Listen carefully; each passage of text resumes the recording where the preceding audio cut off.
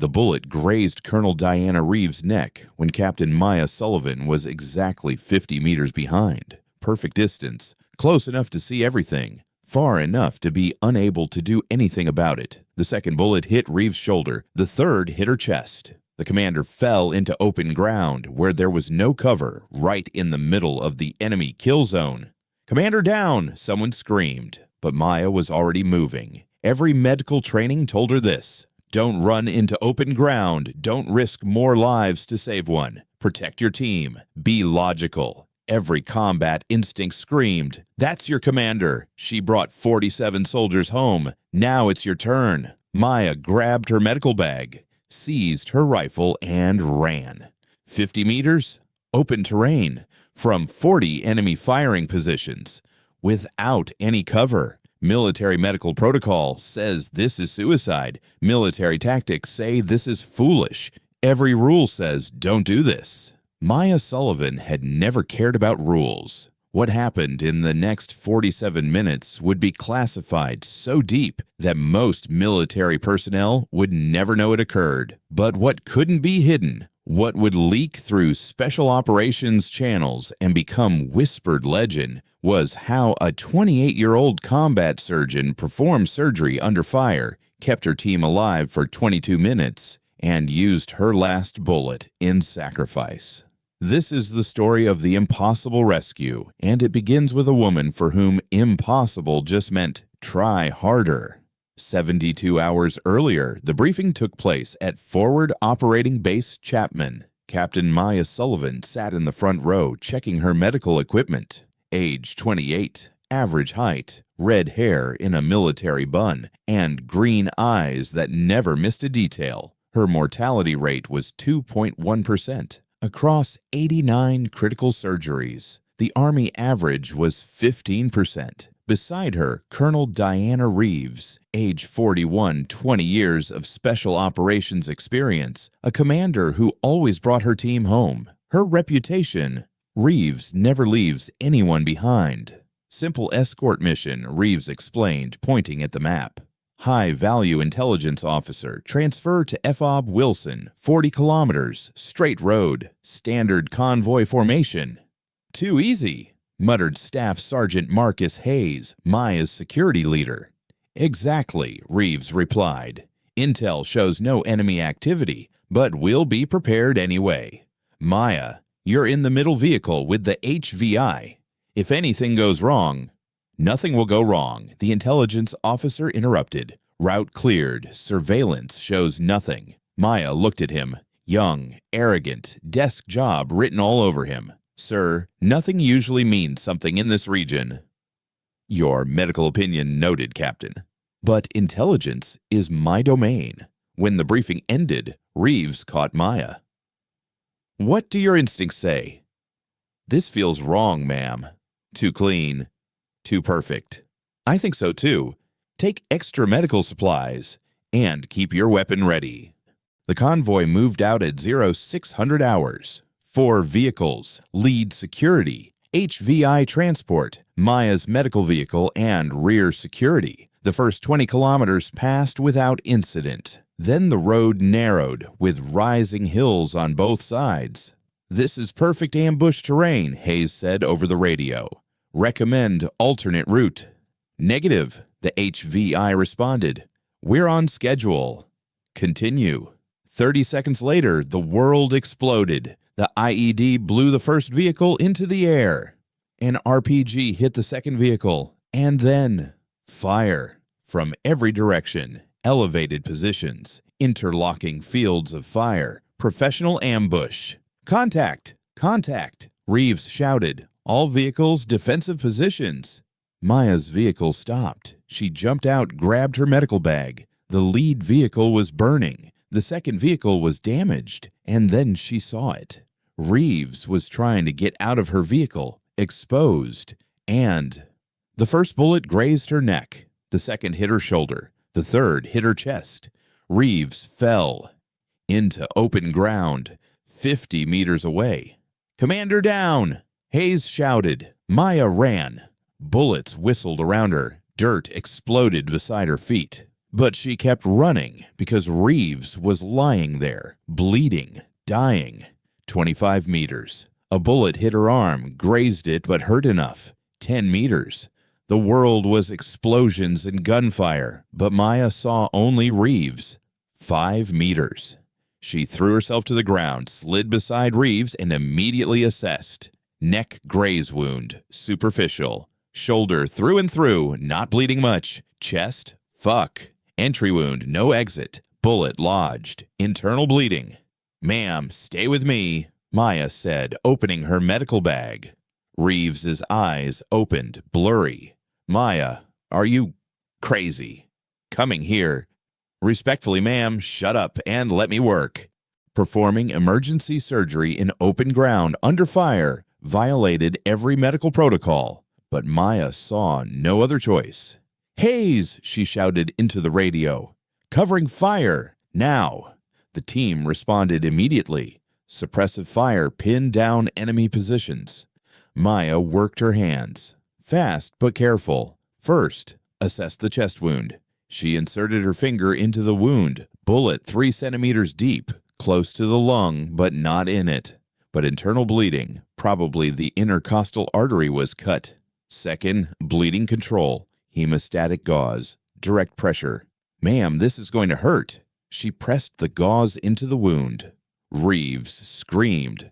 "Sorry, ma'am, but I can't let you die." Third, fourth line. "Saline solution, keep blood pressure up." Bullets were still coming. One passed so close to Maya she felt its heat. "Maya, pull back!" Hayes shouted. "Position untenable. Not until I'm done." Fourth, wound pack. Completely, properly. To stop internal bleeding. 5 minutes. Felt like 5 hours under fire. But it worked. The bleeding slowed, stopped. "Ma'am, you're stable.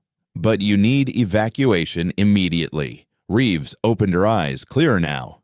You saved my life." "It's in my job description, ma'am." "Now we're moving." But moving wasn't easy. The enemy had surrounded the convoy from 3 sides. The 4th side, a narrow valley, was the only escape route. "All personnel, fall back to the valley," Reeves ordered, leaning on Maya's shoulder. "Fighting retreat." The team moved, professional, coordinated, but the enemy pursued, aggressive. When they reached the valley, Maya did a count. 12 people, 4 missing, dead or captured. Reeves critical, 3 others wounded, and ammunition was running low. "Extraction?" Hayes asked. Reeves checked her radio. Called it in. "Helicopter ETA, 22 minutes. 22 minutes, Hayes repeated. "In this terrain? Against 40 enemies. Then we hold for 22 minutes. Maya looked at Reeves. The commander was pale, weak, but her eyes had steel. "Ma'am, you're in critical condition." "I'm functional, and I'm in command here." Reeves turned to the team. "Defensive positions, overlapping fields of fire. Make every round count." The first wave came 3 minutes later. 40 enemies, coordinated assault, professional tactics. The team repelled them, but the cost was high. More wounded, ammunition melting away. "Ammo check!" Hayes shouted. Responses came. "Half magazine, 1 mag left." Winchester on rifle going to pistol.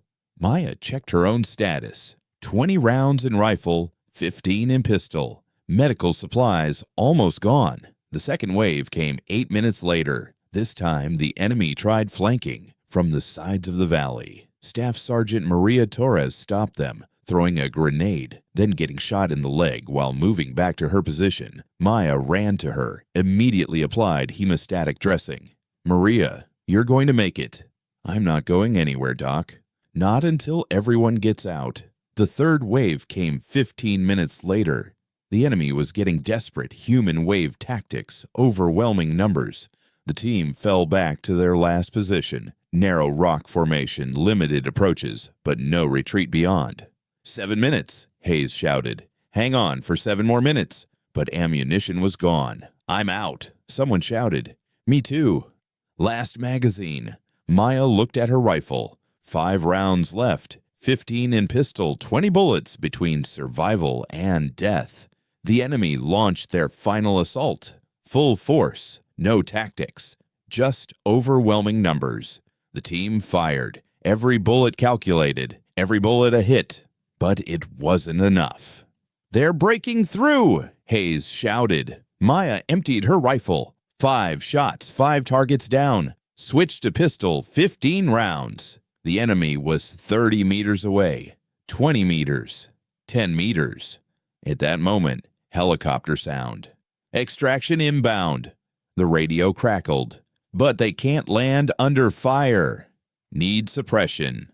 No one on the team had ammunition. Only Maya had 8 rounds left in her pistol. 8 bullets, 20-plus enemies. Impossible math. Reeves looked at her.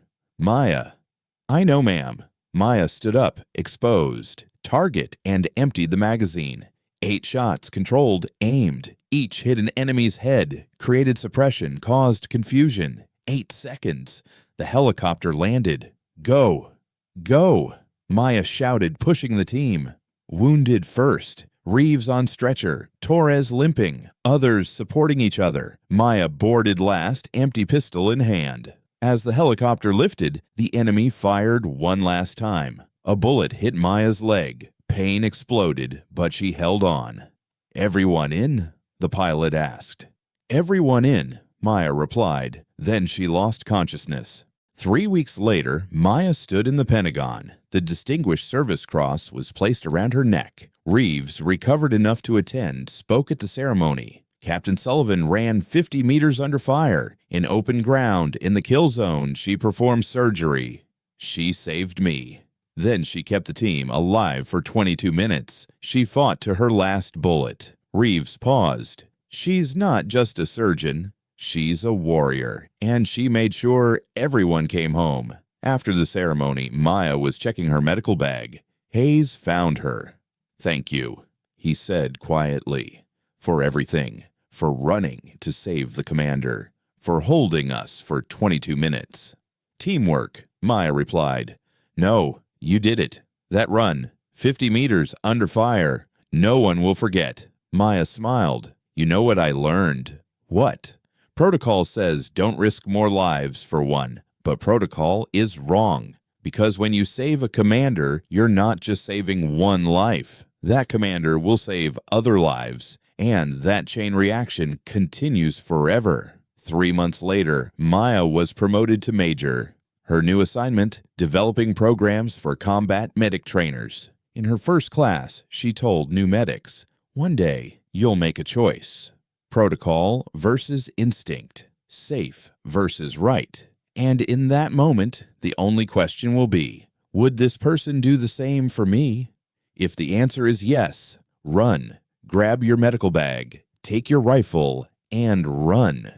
Because we're surgeons, we save lives. And sometimes saving lives means running into the kill zone. Maya Sullivan became a legend in the special operations medical community. Not for her surgical skill, though it was exceptional. Not for her survival, though it was impossible. But for running 50 meters, performing surgery under fire, and fighting to her last bullet. They called it the impossible rescue. But for Maya, it was just Tuesday. Have you ever faced a situation like this? Having to choose between protocol and doing what's right? Would you have run those 50 meters? Drop your thoughts in the comments. If this story reminded you that saving lives is a choice, hit that like button and subscribe. More stories of warriors who refuse to die are waiting. Until tomorrow, remember, protocol says don't, but the heart says run, and sometimes you have to listen to the heart. Thanks for watching. Subscribe for more incredible stories.